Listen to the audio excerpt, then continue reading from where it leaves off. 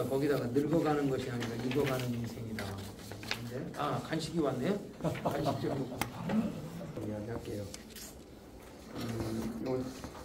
제목을 늙어가는 것이 아니라 익어간다. 노사연 바람. 우리 더드림 공동체에 18번이지 찬양이 두 개가 있어요. 하나는 이 믿음 더욱 굳세라. 요게 1번이에요. 두 번째가 바램이에요. 바램을 왜 좋아하느냐? 요거예요. 늙어가는 게 아니라 익어가자. 그 다음에 저 높은 곳에 함께 가야 할 사람. 요거 같아요.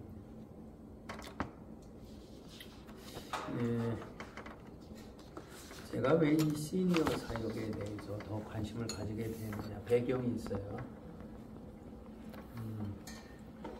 저희 할아버지는 일찍 돌아가셔가지고 할머니가 일찍 혼자 되셨는데, 제가 어렸을 때 보니까 할머니는 저녁만 드시면 사랑방으로 들어가시는데, 자기 방으로 들어가시는 모습이 너무 외로워 보였어요. 제가 초등학교 2학년, 3학년 때인데 그 모습이 너무 보기가 좀 그래서 매일 베개를 들고 할머니 방으로 가서 같이 잤어요. 할머니가 외롭게 보여요. 근데 뭐 이제 시골이니까, 그리고 그 옛날이니까 밤이 길고 할 일이 없잖아요. 그러니까 뭐 했냐면, 우리 할머니는 글을 몰랐거든. 그래서 찬송가를 외우게 해드렸어요. 한 소절. 그래서 찬송가를 얼마나 많이 외우게 해드렸나 몰라. 그러면서 시간을 같이 보냈던 그런 추억이 있거든요. 그래서 저는 그냥 우리 할머니니까 그러겠지 이런 생각을 했는데, 그게 아니더라고요. 제 마음속에는 그 어르신들에 대한 마음이 좀 있어요. 제가 이제 여기 나와서 담임 목회를 하자마자 5월 첫 주가 창립기념주일인데, 담임 목사 되고 첫 번째 한 일이 뭐냐면, 당시에 시니어, 그때는 남자들도 나이가 시니어 있었는데 주로 권사님들만 모시고 효도 관광을 갔어요. 5월에 10명 갔거든. 어디로 갔냐면 아산온천으로 갔어요. 그래서 이제 도우미도 데리고 가고, 어르신들이 목욕을 좋아하잖아, 온천을. 좋아하시죠. 그래서 이제 온천에 들어가시게 하고 도우미들 데리고 가가지고 앉아 계시면 때 닦아드려라, 때 밀어드려라. 그랬더니, 이야, 때 밀어드리는 걸 그렇게 좋아하더래. 근데 어떤 분은 3번까지 민 적이 있대. 밀었는지 안 밀었는지 몰라가지고 이 사람이 와서 밀고 저 사람이 그냥 등을 보니까 시뻘건데, 아플 텐데도 그냥 좋다고 하시고 네, 그런 경험이 있는데, 그리고 돌아오는 날, 수요일 날, 둘째 날 저녁을 수원에서 본갈비 맛있게 대접하고 교회 가까이 왔을 때 제가 이렇게 인사했거든요. 권사님들 1년 동안 건강관리 잘하세요. 내년엔 더 잘 모실게요. 딱 이랬어요. 네, 그때 난데없는 충격적인 말, 한 권사님이, 목사님 우리는 내년이 없어요. 내년이 없어요. 충격. 나는 젊으니까 내년이 있을 거라고 생각하고 내년 더 잘 모실게요 그랬는데, 권사님들은 내년에 내가 있을까? 이 생각으로 사시는구나. 이번이 마지막일 수도 있지. 이 생각으로 사시는구나. 그때 그 권사님이 하신 이 말씀이 제 머리를 떠나지를 않아요. 제 할머니의 추억하고 할머니의 그 외로운 모습하고 이 권사님의 이 말, 우린 내년이 없어요. 나도 노인이 되면 저러겠구나, 이런 생각이 들었습니다. 그러면서 이제 가정교회 하면서 노인들에 대한, 그때부터 저는 1년에 2번씩 모시고 나갔어요. 그리고 기회만 되면 이분들 주중에도 이렇게 같이 나가서 맛있는 데 가서 먹고 산책하다 오고, 근데 이분들이 그러시더라고. 목사님하고 안 갈 데가 없네. 하도 많이 다녀. 이런 것들이 이제 기초가 되어 있었고요. 이런 것들이 배경이 되어 있었고. 네, 그리고 보니까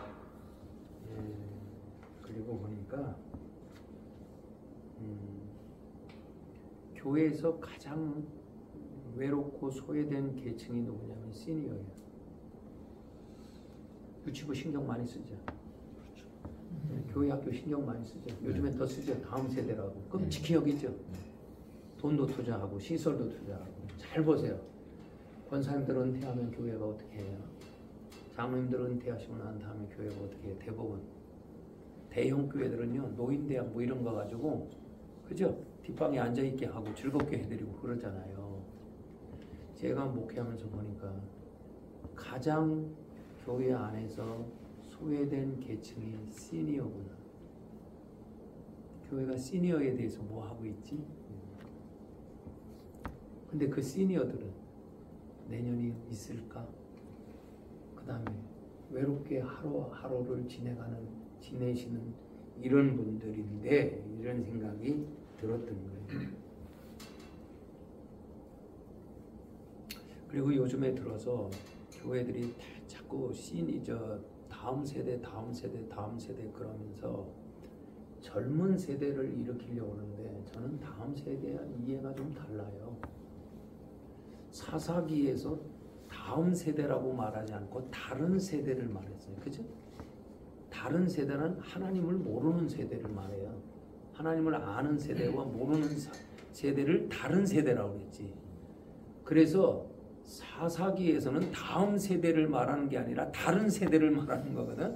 그러면 핵심이 뭐냐? 다음 세대가 있게 하려면 시니어들이 신앙생활 잘해야 돼. 자기 자식들 다 예수 믿게 만들어 놓고 천국 가야 돼. 이게 다음 세대의 저는 가장 중요한 포인트라고 생각해요. 그래서 시니어들이 신앙생활 잘해야 된다. 시니어들이. 자녀들이 믿지 않아도 자녀들을 위한 기도를 많이 해야 된다. 왜냐하면 기도하면 반드시 돌아오니까. 시니어들이 해야 될 일이 많구나. 여기를 살려야 다음 세대가 살아나는 거지, 여기가 살지 않고 다음 세대를 살린다? 그건 아닌 것 같아.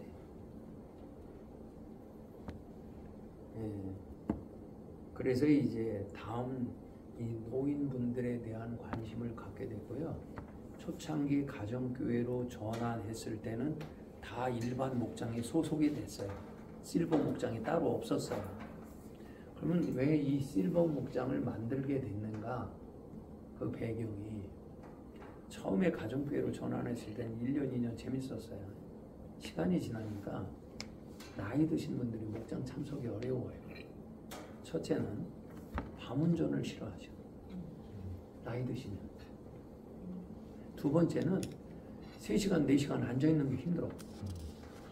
이게 젊은하다고 달라가고. 세 번째, 일찍 주무셔야 되는데 밤 11시, 12시까지 있을 수가 없어. 그러니까 이분들이 목장이 부담스러운 거예요. 목장이 싫어서가 아니라 힘든 거야. 그 연세에. 그러니까 노인분들이 목장에 참석을 안 하니까 어떻게 되느냐? 목자들이 힘을 잃어요. 목원들이 주니까, 안 나오니까. 그래서 이제 이 힘들어지고 하는 이것을 보면서, 아, 이 문제를 해결하지 않으면 목장들이 힘을 잃겠구나. 이런 생각이 드는 거예요. 그러면 어떻게 할까? 이제 고민을 하는데, 요 설득하는 과정이 쉽지 않았습니다. 왜냐? 따로 떼면, 아, 이거 우리 또 찬밥 신세 만드는 거 아니야? 아닌 게 아니라 그렇게들 생각하시더라. 따로 떼어서 한다니까. 그런데 제가 설득을 했어요.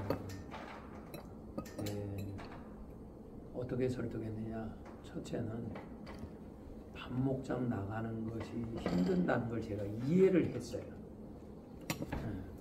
이래이래해서들 나가시는 게 힘드시지 않느냐. 그러니까 목장들이 힘들어진다. 그러면 시니어들만을 위한 모임을 만들자. 그러면 밤에 하지 말고 낮에 하자. 그러면서 뭘 제가 이야기를 했냐면 행복하게 해드리겠습니다. 행복하게 해드리겠습니다. 그런데 요 말에 대해서는 시니어들이 신뢰를 해줬습니다. 왜냐하면 그동안에도 제가 어른들을 막 섬겨왔잖아요. 그러니까 저희 교인들은 뭐를 아냐면 우리 목사님은 어른 섬기는 걸 잘해. 그러니까 저 말은 진심이야. 그러면서 진짜 그렇게 하는가 보자 이런 마음도 있었다고. 그래서 제가 설득을 한 겁니다. 남목장을 하자. 대신 제가 정말 행복하게 해드릴게요. 그래서 저를 신뢰하고 남목장을 만들기로 결정을 합니다. 그래서 반신반의하지만 그래도 저를 믿고 따라주게 되는데, 그러면서 이제 그러면 이 공동체를 뭐라고 할까 하다가 우리 목자들하고 이제 의논하기를 제가 제안했죠. 우리 시니어 그룹을 시니어라는 단어를 쓰지 말자. 실버라는 단어도 쓰지 말자. 시니어가 시니어 말 좋아하지 않습니다. 실버도 좋아하지 않습니다. 그죠? 예. 그 어르신네 이 말도 싫어합니다. 그래서 저희 교회에 가장 나이 많은 권사님 목장 이름이 뭔지 아세요? 불타는 목장입니다. 이야. 가슴이 불타는 목장. 이름 바꾸지 말고. 너무 좋아요. 너무 좋아요. 권사 회장 지낸 분들이 기도회를 하거든요. 그 그룹 이름을 에버그린, 늘 푸른. 너무 좋아요. 그래서 시니어일수록 밝고 싱싱한 거로 바꿔드리라. 그래서 뭐라고 했냐? 더드림으로 했어요. 더드림. 저희 교회 이름이 꿈꾸는 교회잖아요. 하나님의 꿈을 이루어드리는 교회. 그게 더드림은 대문자 더를 써서 그 꿈이거든. 하나님의 꿈을 이루어드리자. 두 번째, 더 드린다. 노인이지만 더 헌신한다. 그랬더니 진짜 좋아하더라. 더 드림 공동체 이 단어를 얼마나 좋아하는지. 그래서 더 드림 공동체라고 하게 됐고요. 그 다음에 우리 구호가 있어요. 구호가 청바지야. 청바지가 뭐냐? 청춘은 바로 지금이다. 청바지. 그래서 우리가 이제 수련회 간다든지 그러면 밥을 먹을 때 다 같이 물잔을 들고 우리 구호 한번 외칩시다. 청바지. 그러면 청바지. 그리고 한 잔 마시고 그리고 밥을 먹는 거예요. 그 다음에 금요일 날은 가능하면 청바지 입고 오라고. 청바지 입고 오세요. 그 다음에 수련회 갈 때 청바지 입고 오세요. 청바지 다 샀어요. 젊게 살자. 그래서 청바지. 금요일 날은 제가 청바지 입고 올라가서 설교를. 그래서 왜냐하면 자꾸 생각을 좀 바꿔드려야 되겠네요. 이제 그렇게 방향을 잡고 그러고 난 다음에 이제 목장을 하는데 제 마음 속에 이 시니어에 대한 목표가 세 가지예요. 첫째, 자녀들이 본받을 만한 영적인 사람으로 세워가야 됩니다. 두 번째, 천국 갈 날이 가까운 분들이니까 천국 갈 준비시켜야 됩니다. 천국 갈 준비가 뭐냐? 하나님 앞에 가면 상 받을 일 많이 하게 해야 되겠구나. 그 다음에 행복하게 신앙생활하는 것. 그것은 하나님의 가족으로 사는 것.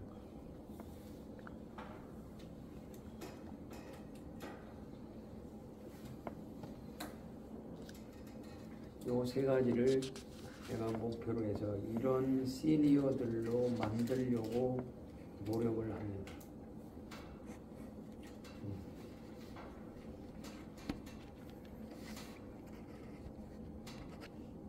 그래서 이제 동의가 다 돼서 시니어 목장을 금요일로, 왜 금요일에 했느냐, 수요일 안 하고 수요일 낮에도 안 하고 금요일로 했느냐, 시니어들도 인생이 바쁘셔. 스케줄이 빡빡해. 그래서 월요일부터 목요일까지는 개인 시간 충분히 가지시고 금요일날 모임 갖고 토요일날 쉬었다 주일 예배 드리라고. 근데 중간에 하면 놀러 가지도 못해. 그래서 그게 또 하나의 배려예요. 그래서 금요일날 오전에 모임. 금요일날 오전에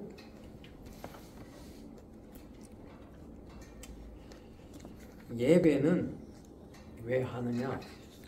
최용기 목사님하고 의논했더니 최 목사님 뭐라고 그러냐면 시니어들은 주일 낮 예배 밖에 못 나오거든요. 아니 천국 갈 날이 가까운데 일주일에 예배 한 번 해가지고 어떻게 믿음 지켜? 그러니까 수요 예배에 못 나오니까 수요 예배 하는 것처럼 예배를 먼저 하면 좋겠다 제안을 하시더라. 아 그러자. 그래서 11시부터 12시까지라고 되어 있는데요. 제가 50분에 끝내려고 노력합니다. 50분. 왜냐하면 시니어들은 길면 안 좋아하죠. 그래서 50분. 50분. 그래서 모이면 전체적으로 예배부터 하는데 예배 찬양은 어떻게 하느냐? 15분. 이 찬양은 이분들이 좋아하는 찬양을 합니다. 주로 찬송가라든지 그리고 복음성가 중에도 익숙한 찬양. 이분들이 좋아하는 걸 불러야지 새로운 걸 자꾸 불러가지고는 못 따라가거든요. 그래서 한 10분에서 12분 정도 찬양을 합니다. 그 다음에 중보기도를 해요. 근데 중보기도를 7번, 8번 합니다. 7가지, 8가지. 그 기도 내용은 한 4가지 정도 되는데 첫째는 나라를 위한 기도를 매주 합니다. 첫 번째. 두 번째가 한국교회와 꿈꾸는 교회를 위한 기도가 2가지에서 3가지 정도 됩니다. 세 번째, 자녀를 위한 기도. 그 다음에 선교지를 위한 기도. 목장이 선교지와 연결되어 있잖아요. 그래서 선교지와 선교사님을 위한 기도도 빼놓지 않고 꼭 합니다. 그리고 자녀를 위해 기도하는 이유는 믿음의 전수를 위해서.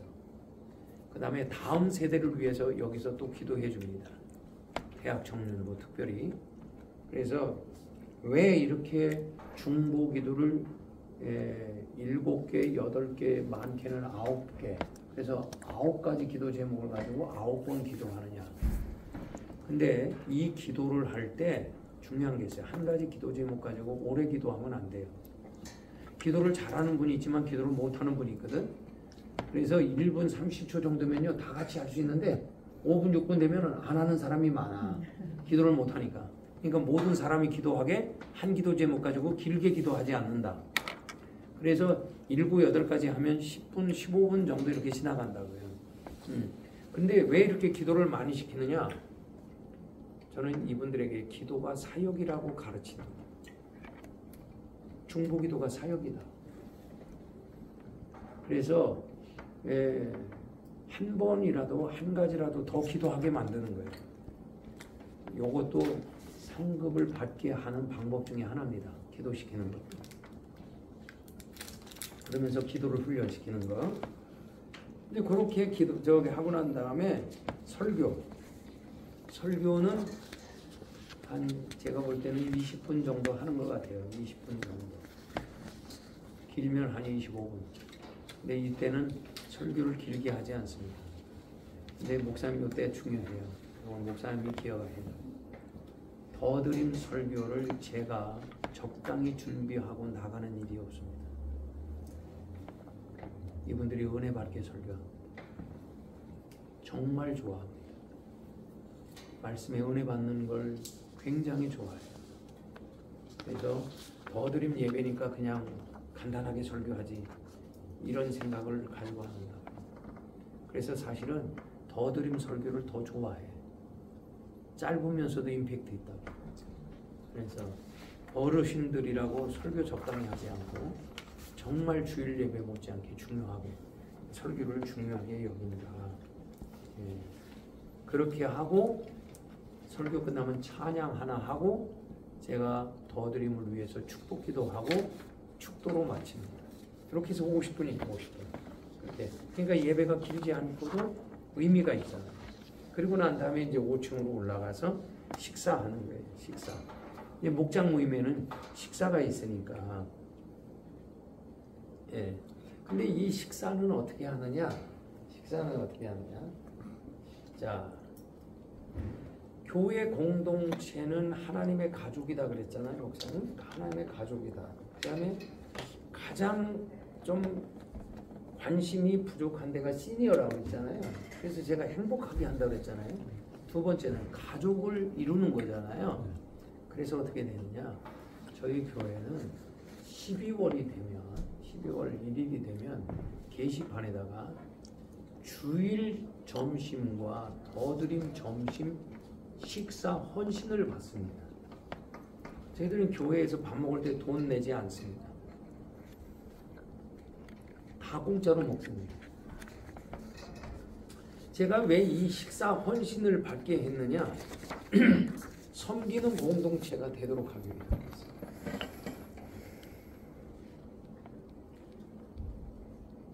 제가 어렸을 때는 시골에서 자랐기 때문에 어르신이 생신이 돌아오면 자녀들이 내려와서 마을 잔치했습니다. 그러시죠? 근데 요즘 그게 다 없어졌어요. 근데 저는 그게 아름다운 비풍양속으로 기억이 되는 거야. 아름다운 문화인데 그걸 교회에 가지고 들어오자. 교회에. 그래서 젊은이들한테 어떻게 도전했냐면 우리 주일 식사 우리 모두가 다 헌신하는데 부모님 생신이나 특별한 날이 있으면 자녀들이 써라. 그래서 잔치하는 것처럼 교인들을 대접하자. 뭐 이렇게 동기부여했고요. 그 다음에 결혼식도 있고 장례식도 있잖아요. 그러면은 교인들이 오니까 그 다음에 밥을 사더라고. 근데 누군 밥을 사고 누군 밥을 안 사면 그것도 공평하지가 않잖아요. 그러니까 또 그것도 고민이야 본인들에게. 그래서 어떻게 정해줬느냐? 누군 밥 사고 누군 밥 사지 않고 그러지 말고 동일하게 교인들 전부 밥을 사라. 밥을 내라. 그렇게 있어요. 그러니까 결혼 날짜가 잡히면 다 쓴다고. 그리고 섬기고 싶은 분들 헌신해라. 그래서 저희들은 어떻게 하냐? 지금 밥 먹는 인원이 550명 정도 먹는데 20만 원, 한 가정에 20만 원씩 두 가정씩 헌신을 받습니다. 한 주에. 부담 없죠? 근데 결혼식에서 20만 원만 내. 뭐 장례식에서 20만 원 내. 부담이 없잖아요. 그랬더니 요즘에는 그렇게 해서는 미안한가 봐. 그러니까 뭘 하느냐? 떡을 내. 저희 교회는 1년에 절반은 밥도 먹고 떡도 먹어. 진짜 떡을 많이 먹는 교회가 우리 교회야. 이번 주도 또 있어. 손녀가 돌이라고 너무 좋아서 교인들하고 같이 나누고 싶다고 떡을 내겠대. 그래서 저는 떡을 하도 많이 먹어가지고 야 떡으로 하지 말고 장학금으로 내자고 하자. 그랬더니 떡은 내는데 또 장학금은 안 낸다네. 떡을 내라 그러면 떡을 내라 그랬는데 그래서 문화를 만들었습니다. 섬기는 문화. 그 다음에 더드림은 어떻게 했느냐? 더드림은 자녀들이 헌신하잖아. 자녀들이. 그래서 이제 더드림이 한 주에 밥 먹는 숫자가 100명에서 110명이거든요. 지금 20만 원이면 될 거예요. 그렇게 그것도 헌신이면 12월이면 거의 다 차. 식당 봉사는 누가 하느냐? 아까 그 아주머니가 있고 우리 권사님 한 분 중에 지금 이제 거의 80이 돼 가시는데 예, 이분이 자원하셨어. 식당 보조로 하시는 거예요? 아니 그분이 책임자야. 아줌마는 돕는 자고. 그 다음에 이제 예, 우리 아내가 돕고 그 다음에 저기 시장 보는 건 우리 교육자들이 같이 가지고 일주일에 돌아가면서 한 사람씩만 하면 돼요. 그렇게 하고 목장이 그 설거지조, 네, 설거지조가 아침에 일찍 나와서 그 배식 세팅까지 하고 설거지까지 하고 이런 식으로 돼서. 네. 그래서 저희들은 그 내 식구는 내가 먹여야지 돈으로 사람 사서 하는 건 그건 아닌 것 같다. 교회가 돈으로 일하기 시작하면 교회가 파워가 없습니다. 내 수고가 들어가야 거기에 은혜가 있고 기쁨이 있고 행복이 있습니다. 그래서 가능하면 돈으로 하지 않는다. 이게 이제 제 목회 철학 중에 하나인데, 그래서 지금은 이제 세팅이 잘 돼서 이제 그렇게 잘 돌아가고요. 식사 헌신을 그렇게 받으니까 부담이 없어요. 이게 이제 자연스럽게 돌아가는 거예요. 그럼 이제 해결됐죠. 식사값이. 네? 그렇게. 이게 왜 돈 받고 팔지 않느냐, 왜 이렇게 헌신을 받느냐, 가족 공동체이고 섬김의 공동체가 되도록 섬김의 훈련을 하는 겁니다. 매년 하는 거예요. 그랬더니 요즘에는 더드림도 뭐라고 그러냐면 왜 우리는 헌신 안 해요? 우리도 헌신하자. 그래서 그 안에서도 하라고 하지 않는데 자기들도 헌신을 해요. 그래서 이게 문화가 됐어요. 이게 문화가.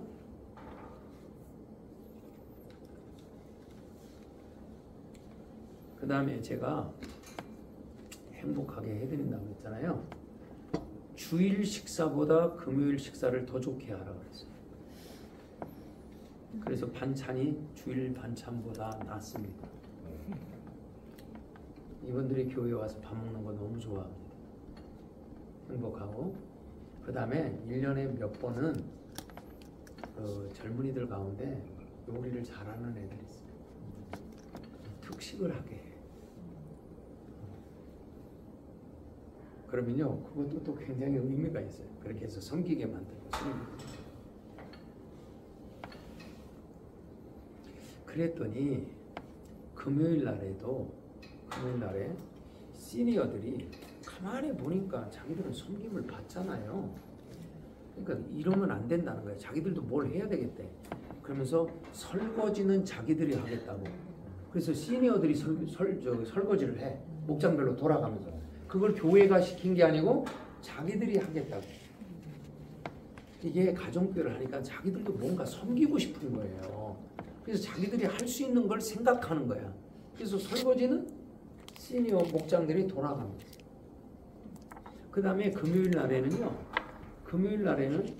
젊은이들 가운데 시키지 않는데 나와서 자원봉사하는 사람들이 있어요. 이쁘잖아요. 그래서 금요일도 돌아가고 토요일도 돌아가고. 그리고 나서 이제 밥 먹고 난 다음에 목장 모임을 합니다.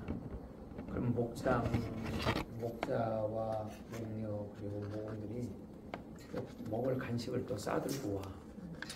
빵도 싸우고 과일도 싸우고 밥 한 그릇 먹고 또 빵도 먹고 또 과일도 먹고 그러면서 이제 또 먹으면서 교제하고, 여기서는 시간이 자유로워요. 1시간이 될 수도 있고 2시간이 될 수도 있고. 그렇게 해서 이제 목장이 그렇게 행복하게 갈 수 있도록 그렇게 했습니다. 그러면서 제가 이분들을 제가 행복하게 해주겠다고 약속했잖아요. 그래서 뭘 했느냐? 1년에 한 번 수련회를 해요. 말이 수련회지 같이 교제하는 거예요. 지금까지 다녔던 곳 설악산, 강릉, 이번에도 어디가 가냐면 옥계에 가면 바닷가에 좋은 호텔이 하나 있는데 거기서 2박을 하면서 같이 교제하기로 지금 금년에도 갑니다. 금년에도 가고 대만도 갔다 왔고 일본도 갔다 왔고 근데 이 여행을 2박 3일 수련회를 가면 어떻게 하느냐? 이번 같은 경우에 2박을 하는데 반값만 내게 해요. 반값만. 호텔이 하룻밤 1박에 11만 원이야. 그러면 11만 원만 내게 해요. 왜? 2인 1실이니까. 부부가 가면 22만 원. 혼자 가면 11만 원. 나머지 그거는 교회가 하는데 교회 재정으로 안 하고 어떻게 하느냐? 꼭 제가 한 끼를 밥을 내. 제가 밥을 한 끼 냅니다. 그러면 그 다음에는 장로님들이 또 밥을 한 끼 내요.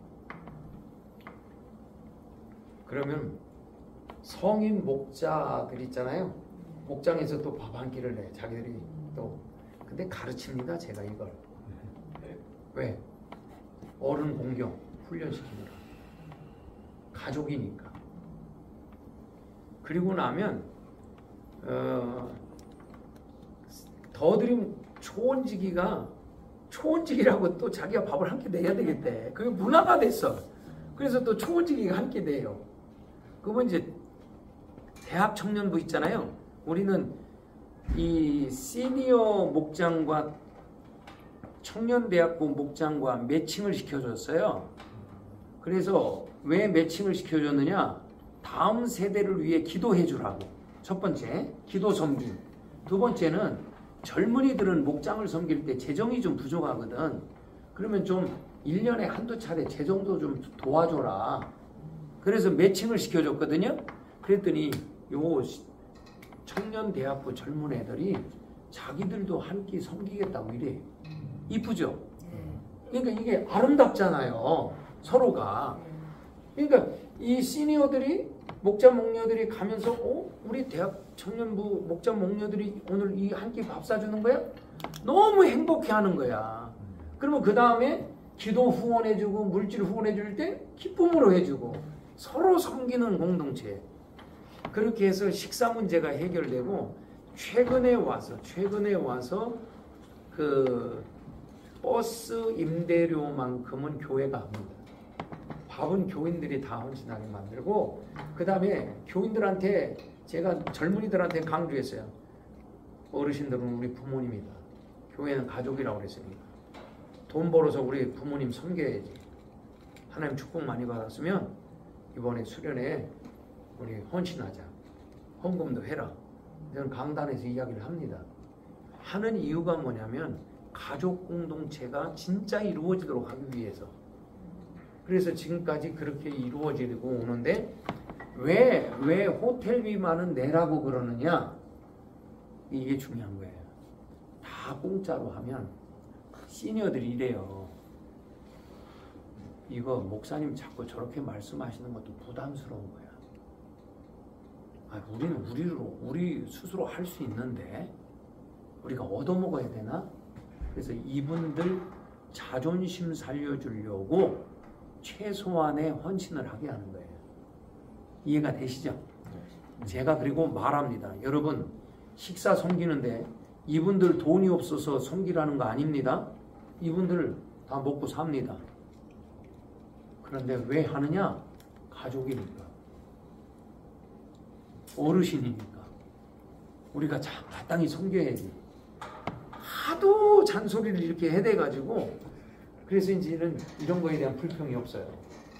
목사님이 어떤 의도로 하는 걸 아니까. 그렇게 해서 2박 3일 수련회 가잖아요. 진짜 행복해요. 제가 가장 신경 쓰는 게 뭐냐? 잠자리가 좋아야 돼. 처음에 갔을 때 한 번 실패를 했어. 실패했다는 말이 뭐냐? 리조트를 잡아가지고 한 방에 6명씩 넣네? 실패. 이유. 한 분이 일어나면 다 잠 깨가지고 잠 못 자. 한 명이 코 골면서. 예. 왜냐면 나이 드신 분들이 한 번 잠 깨면 그 다음 잠들기가 힘드시더라고요. 그래서 다음에 6명 방 배치하니까 안 간대. 더 힘들대. 그래가지고 이제는 어떻게 하느냐, 2인 1실 반드시, 그것도 침대, 온도를 힘들어하고, 그 다음에 짝꿍을 당신들이 정해라. 그러면 코를 골라도 자기가 선택했으니까 문제가 없어요. 그래서 이런 식으로 하니까 자기가 원하는 사람하고 같이, 부부는 마땅히 부부가 같이 쓰면 되고, 자기가 좋아하는 사람하고 같이 뭐 코를 걸든 뭐 하든, 뭐 밤에 화장실 간다고 깨든 말든 뭐 그런 건 상관이 없고, 그리고요, 그래서 잠자리하고 먹는 걸 가장 신경 씁니다. 그 다음에 온천이 들어가면 더 좋습니다. 제가 작년에는 설악산으로 갔거든요. 설악산에 갔는데 이제는 나이가 드시니까 걷는 것도 힘들어. 그래서 속초에 가면 바다정원이라는 카페가 굉장히 커요. 바닷가에. 그래서 오후에 밥 먹고 난 다음에 다 10,000원씩 나눠드리고 카페에 가서 목장 모임하라고 했더니 커피 사고 빵 사고도 돈이 남아. 3시간 4시간 앉아 계셔. 바다를 바라보면서 거기서 이야기. 그렇게 행복해 하시더라. 그래서 그러더니 그 다음날 또 가지. 그 카페에. 그래, 그 다음날 또 갔다니까요. 그래서 이분들이 뭘 좋아하는가? 그래서 잠자리 편하고 먹는 거 잘해드리고, 그 다음에 온천이 있으면 좋아하시고,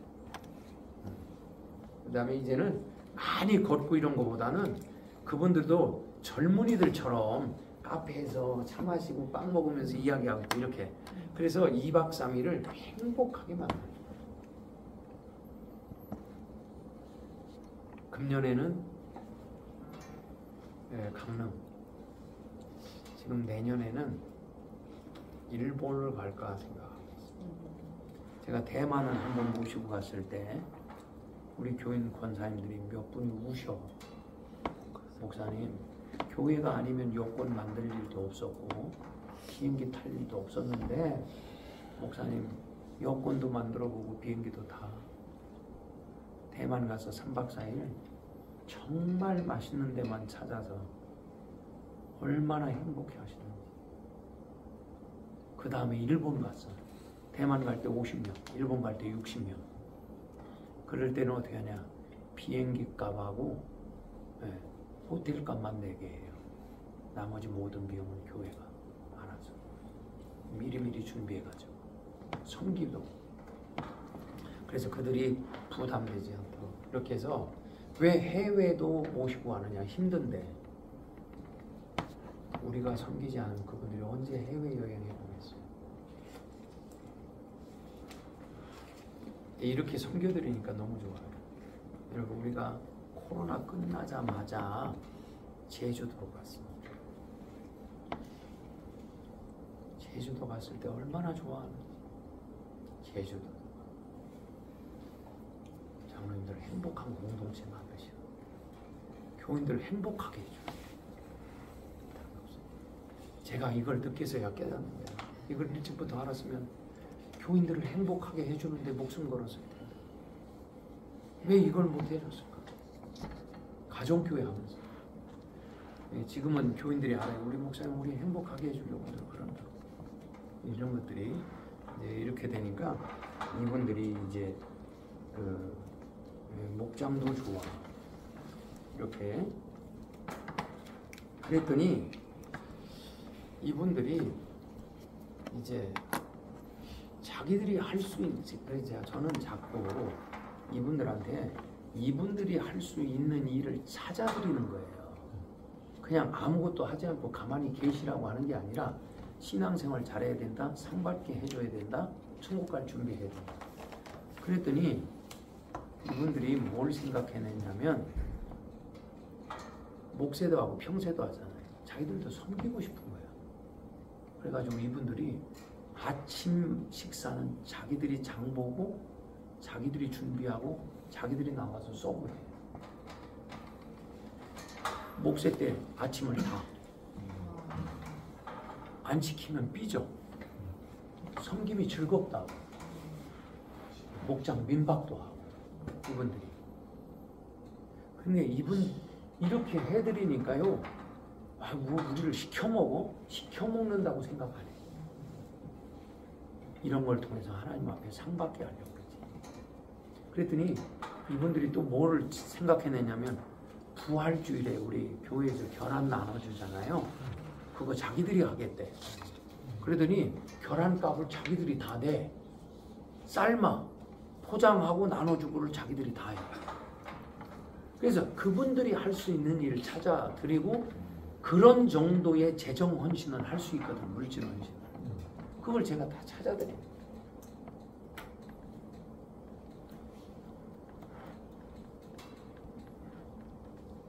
그래서 이제 제가 지금 한 가지 마음속에 있었던 걸 금년에 하나 시행한 게 있는데 이분들을 내가 단기 선교 데리고 나갈 거다. 선교를 경험하게 해야 되겠다. 아유, 무슨 시니어들을 데리고 무슨 선교를 나가 이런 생각 할 수 있잖아요. 그래서 금년에 처음으로 했거든요. 대만으로 갔어요. 대만으로 가서 뭐 했느냐, 시니어들이 할 수 있는 게 뭐냐, 전도지 나눠주기. 두 번째, 전도지 나눠주고 한국 음식 만들어서 대만 사람들 초청해가지고 교회 소개하는 거. 이 두 가지 일을 했거든요. 그래서 전도지 나눠주는데 여기서는 전도하라더니 거기 가서 왜 이렇게 나눠주고 싶어 하는지 그거 참 희한하대. 아, 여기서는 안 해. 근데 거기 가서는 서로 주려고 그래. 그래서 2시간 만에 다 나눠줬다니까요. 아, 희한하다. 그리고 둘째 날 이제 음식을 만들어서 이제 공원에 나갔단 말이에요.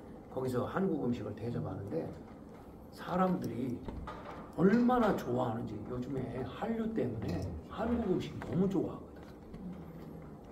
세상에 너무 빨리 동락버린 거야. 그리고 옆에서 찬양하라고 찬양 버스킹 시켰더니요, 한국 사람들이 와서 찬양한다고 와서 또 지켜보는 사람들이 많아. 그래가지고 이분들이 보람을 느낀 거야. 그래가지고 내년에 또 가자고. 그래 갔다 온 사람들이 나팔 불기 시작했어요. 선교 재밌다. 제가 이 일을 시키면서 왜 했느냐, 이분들이 선교지를 경험하면서 선교는 해야 되겠구나라는 생각만 가져도 성공이다. 두 번째, 이분들이 자녀들에게 선교하면서 살아라 이런 말을 남기는 것만도 의미가 있다. 그잖아요. 그러니까 대단하게 일한다 이런 것보다도 그런 것만으로도 영향을 미친다고 저는 생각한 거야. 근데 이게 적중을 한 거예요. 그래서 선교지를 데리고 가도 제가 꼭 2가지. 잠자리는 편하게. 두 번째, 먹는 건 맛있게.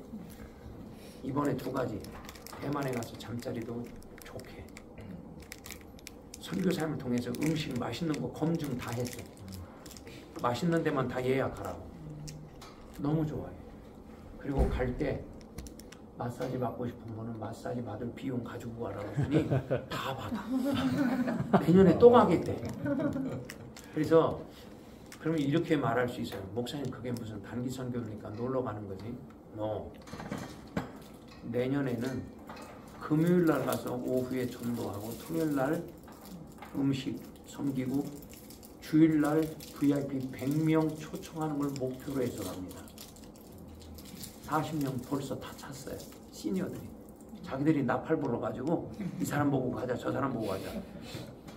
목사님, 1년에 한 번만 갑니까? 2번 안 갑니까? 그런데 이렇게 갈 때 사역비는 팀들이 미리미리 준비합니다. 그분들이 준비하게 만들어요.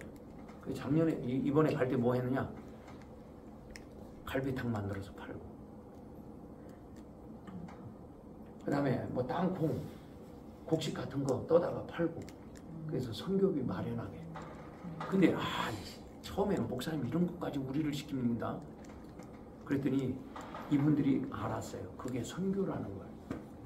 이런 게 선교구나. 그래서 그런 일을 하는 것을 보람있게 느끼기 시작했어요. 그래서 사역비는 그렇게 만들고, 그리고 그 다음에 이분들이 뭐냐, 비행기 값하고 자기 비용, 선교만은 자기 비용은 자기가 다 내게 해. 사역비는 교회가 같이 준비하고 부족한 건 교회가 도와주고.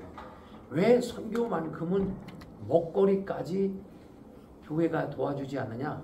선교기 때문에. 수련회는 다 해주지만 그래야 의미가 있다. 근데 선교지까지 가면서 먹는 거 뭐 이런 것까지 교회가 다 준다면 나도 너도 다 가지. 기본적인 헌신을 해야 선교다. 그래서 거기까지. 근데 이번에 한 번 했는데요. 진짜 좋아. 1년에 2번 할지 몰라. 그래서 이분들이 나이가 드셔도 이번 봄에 간 분들이 80 넘은 분도 있었거든요. 이분이 뭐라고 그러냐면 돌아올 때 목사님 나 걸을 수 있을 때까지 선교지 갈 거야. 내가 이런 분들한테 뭐라고 하는지 권사님 가서 선교사님 용돈만 주고 와도 선교야. 그거 선교야. 선교사님이 굉장히 위로를 받았습니다. 한 선교사님 살려고 오는 거야. 그래서 이제 교회가 제가 그랬죠. 늙어가는 게 아니라 익어가는 거다. 이분들 신앙. 그리고 내가 우리 시부 장로들은 은퇴가 있어요. 근데 권사들은 은퇴가 없어요. 은퇴 안 시켜요. 제가 그랬어요. 권사님들한테. 권사님들 우리 교회는 67세인데 67세에 은퇴하고 20년을 산다 그러면 20년 뭐 할 거야? 아무것도 안 하고 난 이제 시무 때까지 열심히 했으니까 아무것도 안 하고 열심히 하다가 20년을 아무것도 안 하고 내려가다가 천국 갈 거냐고 그랬더니 그렇게 살고 싶진 않대. 그러면 그 나이에 할 수 있는 걸 하라고. 그래서 교회 살림을 권사님들한테 맡겼어. 시인들한테. 젊은 권사들은 영혼 구원하여 제자 삼는 목장 사역에 집중하고 나이 든 분들은 교회 살림하고. 그래서 권사 회장이 지금 나이가 70대 후반이야. 식당 봉사하는 분은 80이야. 제 은퇴할 때까지 하겠대. 이런 모습들을 시니어들이 보여주니까 젊은 권사들이 존경 안 할 수가 없지. 권사님들 무시할 수가 없지. 존경받는 권사님들 되게 만드는 거예요. 어른들은. 문화가 되는 거죠. 그래서 이게 이제 지금 저희가 시니어 한 지가 한 10년 됐을 거예요. 10년 조금 넘었나? 근데 이게 문화가 돼가지고 잘 굴러가요. 오늘 잘 오셨고 시니어 행복하게 해주시면 교회가 영성이 흘러가게 돼 있습니다. 다음 세대도 행복하게 돼 있어요. 어르신들이 행복해요. 거기다 초점을 맞춰가지고 할 수 있다.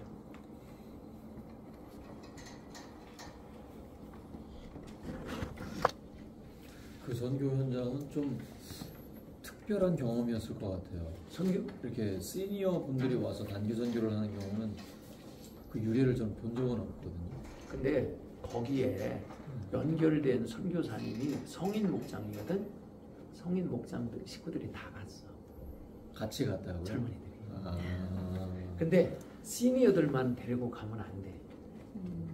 짐꾼 젊은이들이 있어요. 요게 명명치해야 같이 가자. 대신 가는 이유 시니어들을 섬기기 위해서. 그래서 조화를 이루니까 어른들이 좋아요. 빠릿빠릿하게 해결해야 될 문제들이 있거든요. 가서 짐 찾는 일이라든지 뭐 이런 거 공동짐 같은 거 이걸 시니어다 맡기면 힘들거든. 그러니까 몇 사람은 되는 거지. 그러니까 그 젊은 분들이 섬기는 거는 선교의 현장보다는 이 시니어들이 선교를 할 수 있도록 돕는 그거에 이제 이분들의 어떤 사명이 있는 거네요. 가는 거가. 저는 제 목적이 뭐냐면 젊은이들처럼 단기 선교가 이루어지진 않지만 네. 나는 이분들이 다녀오면 기도가 달라질 것이다. 선교지를 위한 기도가, 그 다음에 영혼 구원에 대한 기도가, 그 다음에 이분들의 말이 영향력을 끼칠 거다. 선교해야 돼. 난 이것만으로도 시니어들이 의미 있는 인생을 살아가게 만들어 주는 것이다라고 나는 생각합니다. 그러니까 그것에 그 젊은 분들 함께 조인해서 가는 네. 그 젊은 분들의 네. 그 마음에 이것을 사명감이 이 연세 드신 시니어 분들이 이런 선교 사역을 할 수 있도록 해서 도와주고, 보람을 가질 수 도와주기도 있도록 하는 끝까지 거고. 할 수 있도록 네. 그것을 돕는 그것이 이분들의 맞지요. 사명이 되겠네요. 맞지요. 같이 가면서 그것도 네, 되고 네. 자기들도 네, 네. 참여하고 자기 일이 되는 거. 목사님이 동기부여를 참 잘해주시는 것 같아요. 음. 이거는 동기부여를 잘 해줘야지 가능한 일들이잖아요. 시니어도 그렇고 젊은 분들도 그렇고 그 역할을 또 리더가 잘 해줘야지 가능한 거라고 생각하거든요. 네, 목사님 행복하게 해줘야 되겠다라고만 생각하면 하나님의 아이디어 팍팍 줘. 목사님 시니어로 지금 하시는 게 여기 교회에서 시니어로 이렇게 만 넘어가는- 67세. 만 67세. 만 67세는 저도 정년이고 시무장로도 정년이에요. 그래서 만 67세 되면 다 시니어로 올라가야 돼. 더드림으로 올라가야 돼. 누구나 다 올라가야 돼. 지금도 그렇습니까? 예. 부담 근데 그런데도 다 올라가는 이유가 뭐냐면 몇 가지 이유가 있죠. 시니어가 행복하거든. 밥을 안 하거든. 행복하거든. 밥 안 하거든. 거기서도 주를 위해 할 수 있는 거 다 하네. 그래서 시니어 처음에는 반신반의하고 아이 시니어 빨리 올라가야 되나? 근데 지금은 안 그래요. 후회하지 않고 분위기가. 질문이 네, 질문이 두 가지가 있는데요. 네. 하나는 기존 목장에 속해 있었던 어르신들이 계셨는데 67세가 되면은 그 목장에서 나와서 시니어 목장으로 가시는 건지. 네, 지금 이제 성인 목장 가운데 네. 시니어들은 거의 없어요. 근데 몇 분은 그 목장에 있겠다고 하면 그냥 둡니다. 그러니까 그것도 선택이에요. 나는 67세가 넘었는데 성인 목장에 있고 싶어. 저녁에 모이는 목장 하고 싶어. 오케이. 그래도. 근데 지금까지 없어. 올라간다. 그러면 예를 들어서 목자 목녀님께서 연세가 많으셨어요. 네. 목원들은 젊은데. 젊은데 그걸 그러면 어떻게 하냐? 목원들에게 선택을 줍니다. 따라가겠느냐? 나이가 안 됐어도 네. 그럼 따라가겠다면 따라가게 만들어줘요. 그리고 다른 목장으로 가고 싶다. 그럼 다른 목장으로 갈 수 있고 그들만 목장을 하겠다. 그럼 목녀를 세워서 하고. 네. 더 드림으로 안 가고. 네. 그러면은 저기 목자 목녀님이 이 나이가 돼서 더 드림으로 넘어가야 될 때 목원들이 이 목자 목녀님하고 함께 하되 더 드림으로 넘어가지 않고 하고 싶다. 목장을 계속 하고 싶다. 그냥 그렇게. 그러면 일반 목장으로 계속 있는 거예요. 그리고 그 목장 목련은 있는데 목원들이 그 드드림으로 다 올라가시는 상황이다. 그러면 이제 그 목장에서 회의를 하더라고요. 네. 그러면 어떻게 했냐? 그런 경우가 이번에 한 번 나왔는데 그러면 젊은 목자가 올라가야 돼. 올라가자고 자기들이 결정을 하니까. 예. 그러니까 목장이 다 결정하는 게 자기들이. 예. 교회가 결정해 주는 게 아니고. 목자도 같이 올라가. 예. 젊은 목자. 네. 아 그렇다고 그들이 40대 뭐 이런 사람이 아니고 뭐 저 60대 초반이거나 뭐 이 정도 되는 거지. 예. 너무 나이 차이가 많이 나고 그러면 올라가셔야 됩니다. 저는 보기보다 좋습니다. 그럴 경우에는 장로님 같은 경우에는 거기 이제 숫자가 많으면 거기서 목자 하나를 세워가지고 목장으로 올려보내고 흩어보내지 말고 이해가 되죠? 그리고 장로님은 새로운 목장을 만드셔. 그러면 되죠. 새 목장에 목자로 해서 섬기고. 예. 그러셔도 돼요.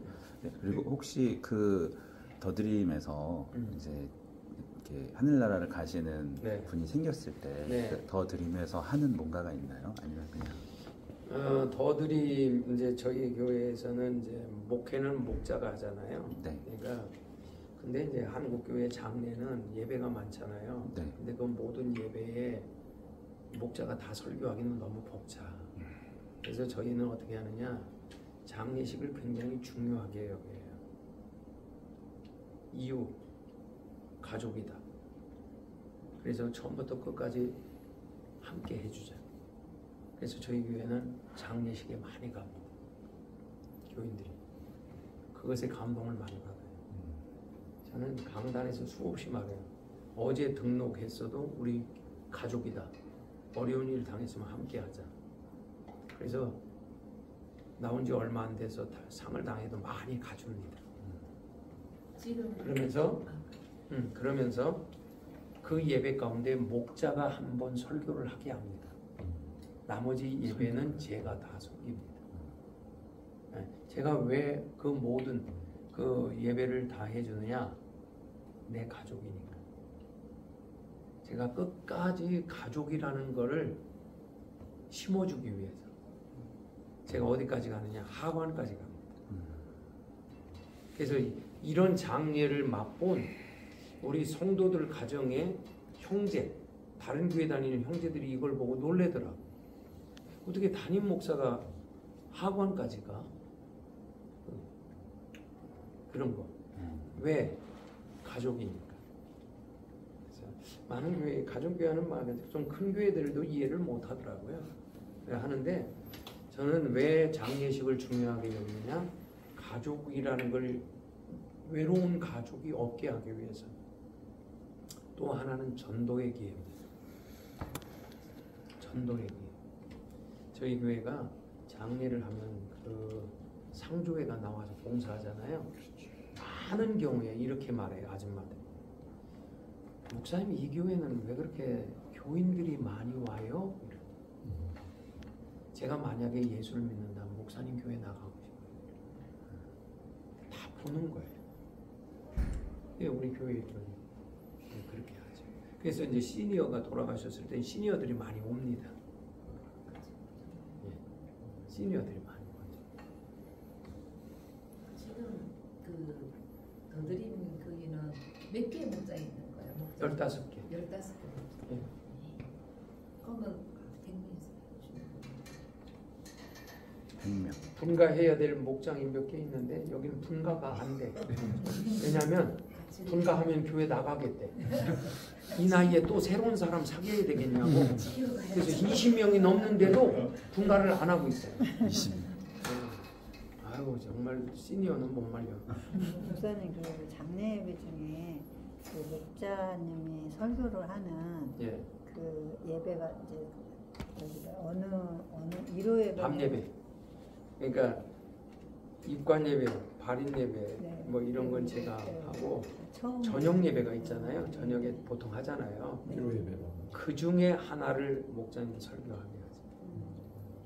그러면서 설교는 어떻게 하냐? 간증 설교합니다. 그분과 함께 지나면서 좋았던 거, 신앙의 좋은 추억들, 그분의 신앙의 장점들, 이런 걸 성경 본문 하나 정해서 말씀을 간단하게 전하고 그분의 좋은 점을 좀, 그래야 가족들도 위로가 되고 남은 자들에게 기억에 남도록. 근데 이제 시키니까 다들 잘해요. 다들 잘. 저희는 이제 목자님이 되시면 대표 기도를 부탁을. 저희 교회도 처음에 설교하니까 안 한대요. 네. 그래서 처음엔 설교를 제가 만들어줬어요. 본문을 만들어주고 요걸 가지고 간증 설교로 만들어 보라고. 그랬더니 이제 좀 만들어서 하는데 지금은 늘 잘해요. 그 다음에 우리는 이제 초본지기들이 다 장로님들이거든요. 1년에 한두 번은 새벽기도 설교시켜요. 네. 설교시키는데 지금은 잘해요. 처음에는 믿op지가 않더라고. 근데 믿고 맡기고 반복할수록 잘해. 지금은. 그래서 1년에 한두 번은 꼭 시킵니다. 네. 저희 교회에서 장례를 정리할 때 제가 위로 예배, 입관 예배, 발인 예배까지는 제가 드리고 그다음에 부목사님들이 초원을 반씩 담당하고 있기 때문에 하관은 우리 부목사님이 가도록 그렇게 하고 있거든요. 근데 이제 왜 그러냐면 제가 부교육자들은 무시하는 게 아니고 제가 이렇게 하면 우리 부교육자들이 저 목사님 부교육자들한테 기회를 주는 거야 안 주는 거야. 저는 제가 밖에 사역을 나가서 주의를 비우잖아요. 단 한 번도 외부 강사를 써본 적이 없어요. 우리 부목사한테 다 맡기지. 우리 부목사 제가 나가면 다 부교육자들이 설교를 하거든요. 근데 왜 그러느냐? 제가 생각해 보니까 우리 교인들은 어떤 생각이? 왜 목사님 있으면서 왜 목사님 설교 안 하지? 목사님이 있는데 목사님이 안 계셔서 부목사님들이 하는 건 이해가 되는데 왜 목사님이 있으면서 왜 목사님 설교 안 하지? 이런 생각을 하더라고요. 그래서 제가 마치 게으름을 피우는 것처럼 그런 인상은 주지 말아야 되겠다 이런 생각이고, 그리고 담임 목사가 마지막까지 같이 해준다는 것이 굉장히 좀 의미가 있는 것 같아. 저는 힘들지. 저는 정말 힘들지. 그 다 예배 설교하려면 얼마나 가장 힘든 설교가 장례 설교를 몇 번씩 하는 거. 그것도 장로님들 같으면 설교가 여러 개 뭐 문제 없는데 알지도 못하는 분이 죽어가지고 이제 설교하려면 우리가 정말 얼마나 힘든지 그래도 해야죠. 근데 대부분 다 어디서 감동받냐면 거기서 감동을 받아요. 끝까지 함께 해줍니다. 참 그 마음이 중요한 건데요. 오늘 대학이나 무슨 목사님 선거대 할 때 내 가족이라고 생각을 하니까 네. 모든 게 내 가족이라고 생각을 네. 하면은 이것도 다 할 수 있고 저기까지도 다 네. 헌신하고 도와줄 수 있다라는 생각을 할 수 있으니까 네. 그 마음가짐이 제일 중요한 것 같아요.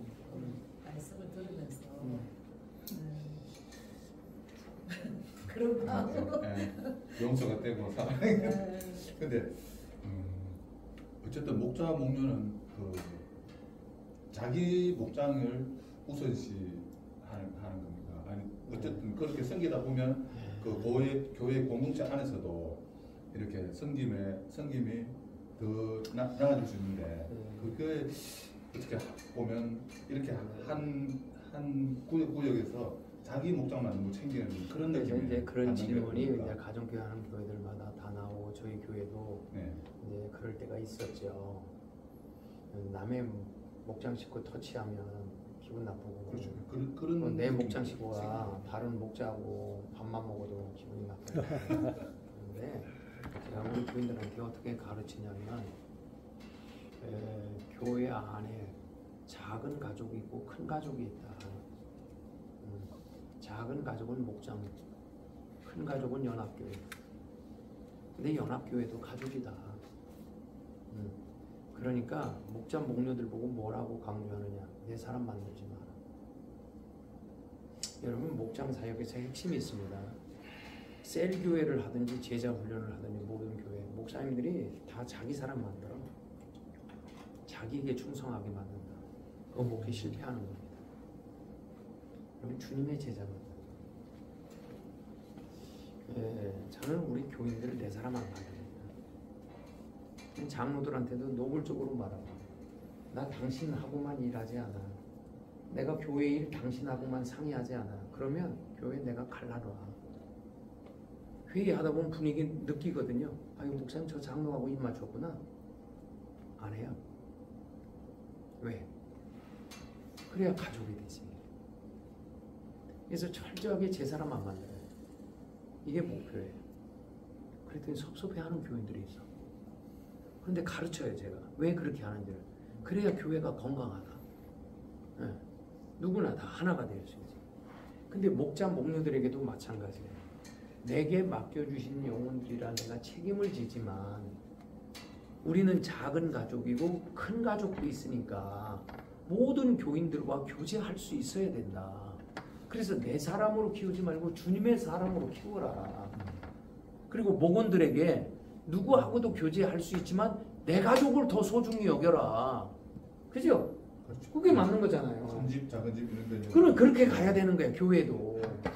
이렇게 생각을 먹으면 문제가 안 돼. 근데 왜 그런 말을 하냐? 내 사람이라고 생각해. 요게 교회 병들게 만든 거야. 근데 우리 이제 여기 이번 처음 만났는데 이렇게 가족 같은 느낌이 들지. 근데 우리 장로들한테 매번 잔소리하는 거 두 가지. 당신들은 교회 하나 되게 하는 일에 힘써라. 교회 하나 되게 하는 일에 힘써라. 하나 되게 하는 일을 하려면 어떻게 되냐? 자기 사람 만들지 말라. 장로님들은 자기 사람 만들지 말라.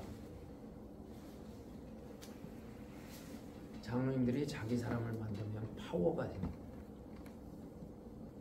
그러면 장로님들은 어떻게 하냐? 모든 교인을 품어야 됩니다. 모든 교인을 사랑해야 됩니다. 이게 중요합니다. 그 다음에 우리 장로님들한테 강조하는 회의할 때 결정하기 전에는 무슨 의견도 다 말해라. 그런데 결정된 다음엔 나는 반대했는데 이런 말 죽어도 하지 마라. 결정된 것은 만장일치다. 8대2로 됐어도 만장일치다. 나는 반대했는데 이 말 하지 마라. 그거 교회 하나됨을 깨는 거다. 그래서 내 사람 만들지 마라. 회의 나는 반대했는데 이런 말 하지 마라. 이게 두 가지. 그래서 하나되게 함을 위해서 힘쓰게 만듭니다. 그래서 가족 공동체라는 것에 대한 인식을 그렇게 해야지. 우리도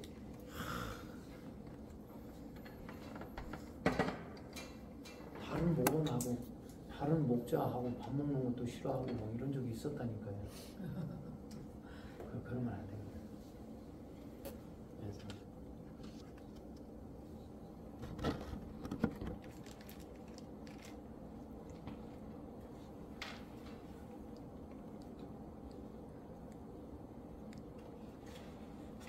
다른 질문 없어?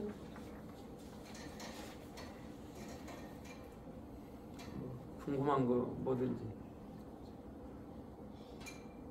저희 교회가 다 잘하는 것 같지만 이 방향으로 계속 가고 있다고 말씀드리는 거지 저희 교회가 뭐 완벽하게 잘하고 있다 그게 아니라 하고 보니까 조금씩 교회가 변화해 가더라.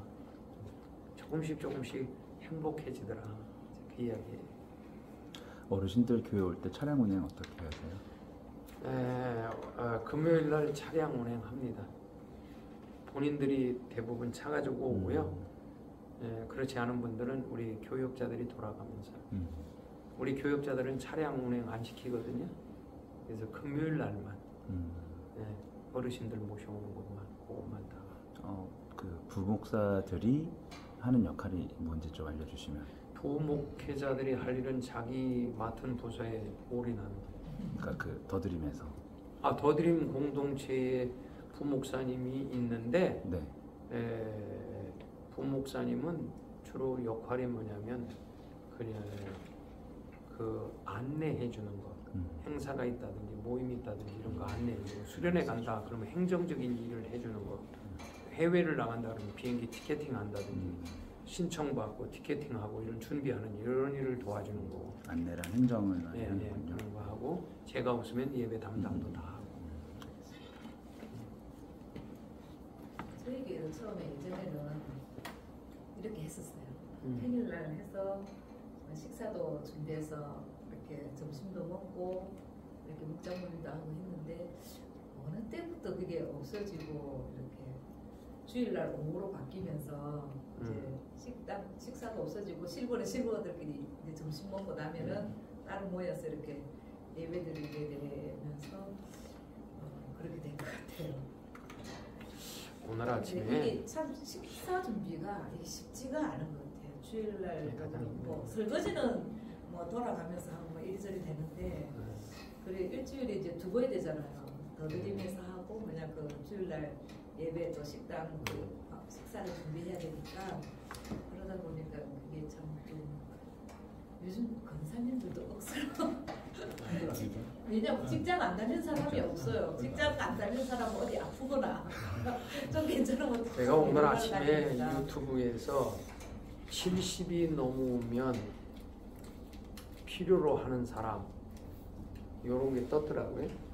그래서 그걸 들어봤어요. 70이 넘으면 필요한 사람이 세 부류가 있더라고요. 첫째 필요한 사람이 누구냐? 병원 같이 가주는 사람이 필요하다. 운전도 해주고 그 다음에 진료 받는 과정에 이렇게 인도해주고 또 수납도 해주고 이렇게 도와줄 사람.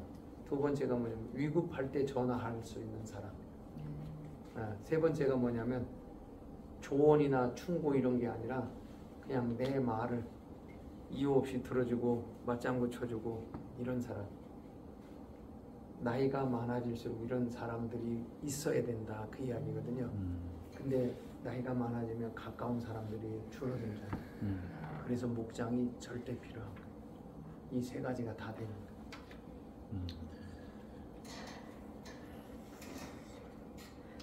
시니어 목장은 앞으로 잘 되잖아요, 목사님. 잘 되면 부흥할 수밖에 없어요. 왜? 여기서 필요들이 채워지거든. 저희들이 시니어 운영이 잘 되니까요, 자녀들이 얼마나 좋아하는지 모릅니다. 목사님 고마워요. 우리 부모님 잘 섬겨줘서 고마워요. 우리도 못 챙겨주는데 교회가 너무 잘 섬겨줘서 고맙다고. 사실은 자녀들이 하나 둘이기 때문에 자녀들도 다 못 챙기게 되거든요. 예. 제가 마지막 우리 교회 제가 이제 얼마 안 남았기 때문에 제가 우리 교인들, 장로님들한테 우리 교회가 꼭 하나 해야 될 일이 있다. 시니어를 위해서 요양병원이든지 요양원이든지 교회가 하나 조그맣게 운영해야 된다. 무슨 말이냐? 마지막 소초는 교회에서 하시게 해야 된다. 마지막 교회가 돌봐드려야 된다. 그래서 외롭지 않게. 그래서 교회 가까이에다가 요양원 조그만 거. 마지막에 교회가 돌봐주도록. 교회 가까이 왜 있어야 되느냐? 예배 왔다 보고 가고, 누구든지 예배 왔다 보고 가고, 기도해드리고 가고, 교회는 교역자들이 돌아가면서 매일 가서 기도해드리고. 좋다. 이제는 자꾸 사역하다 보니까 피로가 보여요. 우리 교인들이요, 빨리 해달래요. 왜? 요즘에 요양원에서 죽는 노인들이 많거든. 외롭게. 가족도 못 보고. 근데 마지막 외롭지 않게 하는 거. 그게 교회가 해야 될 일이 아닌가. 하다 보니까 이제 피로가 보여서 그것을 해야 된다고 지금 계속 말해주고 있어요. 그래서 아마 이제 제가 두 가지인데, 다음 세대를 위한 청소년 센터. 청소년 센터는 어떤 거냐면 예배 장소도 있고, 그 다음에 운동할 수 있는 당구장, 탁구장, 이런 거, 그 다음에 도서실, 그 다음에 소그룹실, 그 다음에 숙소, 이런 그 선교센터, 청소년 센터.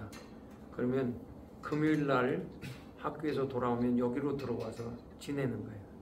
그 다음에 주일날 예배하고 부모와 함께 집으로 돌아가고, 이런 청소년 다음 세대들이 공동체 생활을 하고, 그 다음에 하나 더 할 수 있다면 음악 감상실하고 영화 관람하는 센터 하나.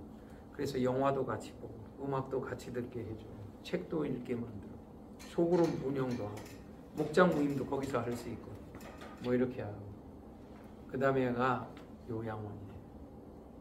그러면 요것이 시스템이 되면 교회가 건강하게 잘 돌아가겠구나. 다 그림이 그려져요. 그래서 요즘에 청소년들이 갈 데가 없잖아요. 네. 그래서 교회가 그걸 해주고 싶은 거예요. 이제 저희들이 빚을 거의 갚았으니까 다음에는 그 사역을 하라고 제가 다 가르쳐 주었죠. 청소년 센터 반드시 같이 해라. 이런 거. 근데 저는 뭐 임기가 얼마 안 남았으니까 제가 이제 다음 세대에게 넘겨야 되니까.